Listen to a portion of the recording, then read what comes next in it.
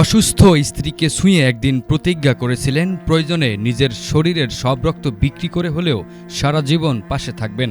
সেই প্রতিশ্রুতি আজও অক্ষরে অক্ষরে পালন করছেন স্বামী শহীদ আলী। অসুস্থ স্ত্রী জান্নাতি এখন হুইল চেয়ার ছাড়া চলতে পারেন না। প্রতিদিন তাকে গোসল করানো, খাওয়ানো, পোশাক পরিয়ে দেয়া থেকে শুরু করে সংসারের প্রায় সব কাজই নিজের হাতে করেন শহীদ আলী। জীবনের শেষ দিন পর্যন্ত স্ত্রীকে এভাবে সেবা করে যেতে চান তিনি। আমি সবকিছু নিঃস্ব করছি, বাইক শেষ করছি, জায়গা শেষ করছি, করার পর শুধু মানুষটাই বেঁচে আছে। এখন এই মানুষটাও যদি আমার জীবন থেকে চলে যায় তাহলে তো আমার দুনিয়ায় কিছু থাকলো না। সর্বস্ব চেষ্টা করার পরও আমি চাই মানুষটা আমার কাছে থাক। ওর ফ্যামিলি বলতে কেউ নাই, ওর বাবা মা বা ওরকম আপন রক্তের কেউ নাই। এখন ওর ভরসা একমাত্র স্বামী। আমি স্বামী ছাড়া ওর আল্লাহর দুনিয়া, এই দুনিয়ায় ওর আপন বলতে কেউ নেই। একসময় গার্মেন্টসে চাকরি করতেন শহীদ আলী। পরে চাকরি ছেড়ে জমানো টাকা দিয়ে একটি মোটরসাইকেল কিনে ঢাকায় রাইড শেয়ারিংয়ের কাজ শুরু করেন। কিন্তু হঠাৎ জ্বরে আক্রান্ত হন জান্নাতি বেগম। এরপর তার শরীর অবশ হয়ে যায়। ধীরে ধীরে তিনি চলাফেরার ক্ষমতা হারিয়ে ফেলেন। হঠাৎ করে ওর গায়ে জ্বর, প্রচণ্ড জ্বর আসলো। একটানা 7 থেকে 8 দিন ওর শরীরে জ্বর থাকে। জ্বর থাকাকালীন ওকে আমি কিছু ওষুধ খাওয়াই এবং ওর ব্লাড টেস্ট করি। টেস্ট করার পর জানতে পারলাম ওর গায়ে, ওর ব্লাডে এবং প্রস্রাবে ইনফেকশন আছে। তো এইভাবে যখন ডাক্তার বললো তখন ডাক্তার একটা প্রেসক্রিপশন করে দিল এবং আমাদের কিছু ওষুধ দিল। সেই ওষুধগুলো আমি ওকে খাওয়াই। খাওয়ানোর 2 দিনের মাথায় ওর নাভি থেকে 2 পা পুরাই অবশ হয়ে যায় এবং প্রস্রাব পায়খানার কন্ট্রোল একবারেই হারিয়ে ফেলে। ওর প্রস্রাব পায়খানার কন্ট্রোল কিন্তু এখন পর্যন্ত ঠিক হয় নাই। ওই যে হারিয়ে ফেলে প্রস্রাব পায়খানার কন্ট্রোল এবং ওর 2 পা আজ পর্যন্ত এইরকমই আছে। এখন ধানমন্ডিতে একটা আমরা থেরাপি নেওয়ার জন্য চিন্তা ভাবনা করছি। বর্তমান সময়ে আমি অটোরিক্সা চালাই।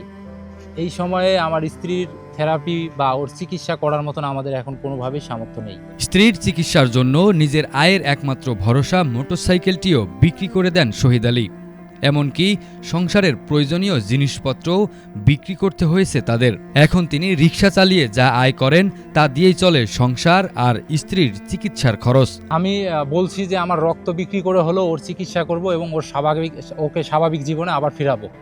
এখন যদি মানুষের কাছে আমার হাত পাততে হয় তবু আমি হাত পাততে রাজি। আমার বাইক শেষ করছি, জায়গা শেষ করছি, করার পরও মানুষটাকে আমি পেয়েছি এ পর্যন্ত। এখন আমি চাই না আমার সব কিছু নিঃস্ব হয়ে যাওয়ার পরেও ও দুনিয়া থেকে চলে যাক বা ওর কিছু হয়ে যাক। আমি চাই আমার সব কিছু রক্ত দিয়ে হলো ওকে টিকিয়ে রাখতে বা ওকে সুস্থ করতে, ওকে স্বাভাবিক একটা জীবন দিতে। 10 বছর সে আমার সংসারে ছিল। আমি চাই সারা জীবন যতদিন বেঁচে থাকবো আমরা দুজন একসাথেই, আর বাঁচতে হলে একসাথে বাঁচবো, মরতে হলে একসাথেই মরবো। যেখানে সামান্য মনোমালিন্যেই অনেকের সংসার ভেঙে যায়, সেখানে এই দম্পতির গল্প যেন ভালোবাসার এক বিরল উদাহরণ। কঠিন সময়ে সবাই যখন তাদের ভবিষ্যৎ নিয়ে প্রশ্ন তুলছেন, তখন শহীদ আলী স্ত্রীকে ছেড়ে যাননি।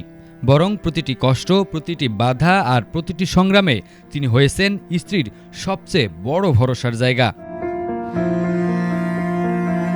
একসময় স্বাভাবিক জীবন কাটানো এই তরুণী আজ হুইল চেয়ারে বন্দী। কিন্তু তার পাশে অটল হয়ে দাঁড়িয়ে আছেন একজন মানুষ, যিনি প্রমাণ করেছেন সত্যিকারের ভালোবাসা কোনো পরিস্থিতির কাছে হার মানে না। আমার স্বামী আমাকে, আমার বিপদের সময় আমার স্বামী আমার পাশে আছে। আমার স্বামী যদি আমার পাশে না থাকতো তাহলে সত্যি আমার যাওয়ার কোনো জায়গা নেই। কারণ আমার স্বামী যদি আমাকে ফালায় দেয়, না আছে আমার বাবা, না আছে আমার মা, আমি কোথায় যাব?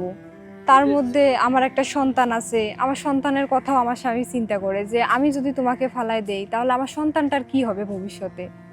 যেভাবেই হোক আমাদের মধ্যে আর্থিক অবস্থা না থাকুক, তাও আমাদের মধ্যে ভালোবাসা আছে।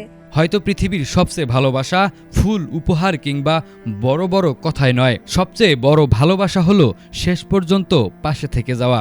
শহীদ আলীর গল্প মনে করিয়ে দেয় সত্যিকারের জীবন সঙ্গী সেই, যে সুসময়ে নয় দুঃসময়ে প্রতিটি মুহূর্তে হাত ধরে রাখে।